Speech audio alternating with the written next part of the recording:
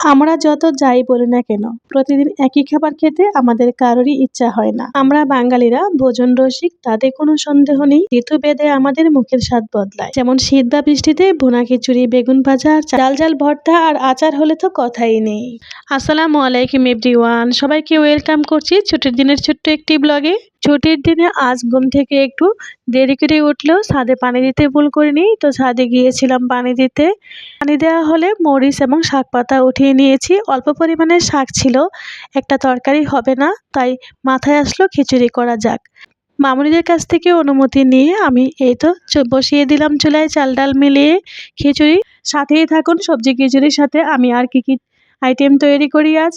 এই পর্যন্ত ধৈর্য ধরে ভিডিওটি কন্টিনিউ করে থাকলে আপনাকে অনেক বেশি ধন্যবাদ ও কৃতজ্ঞতা রইল। সেই সাথে একটি লাইক না দেওয়া হলে প্লিজ একটি লাইক দিয়ে বাকি অংশটুকু কন্টিনিউ করার অনুরোধ রইল।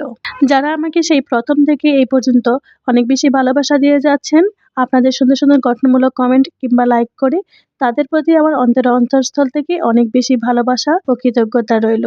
সেই সাথে যারা নতুন আসছেন, তাদেরও রইল অনেক অভিনন্দন ও অন্তরস্থল থেকে ভালোবাসা। কথা বলতে বলতে এদিকে আমার খিচুড়ি রান্না ডান। খিচুড়ির সাথে আমি তৈরি করেছিলাম কালো জিরে ভর্তা, বেগুন ভাজা, পেঁয়াজ মরিচের ভর্তা, আর আমার তৈরি ছিল আমের আচার, সাথে ছিল শসা, লেবু।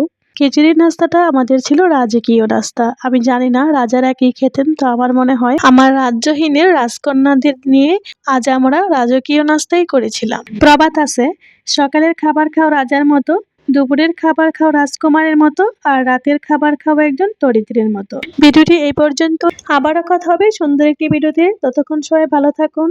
আমার ও আমার পরিবারের জন্য দোয়া করবেন। আপনাদের সকলের জন্য অনেক দোয়া রইল। আল্লাহ হাফেজ।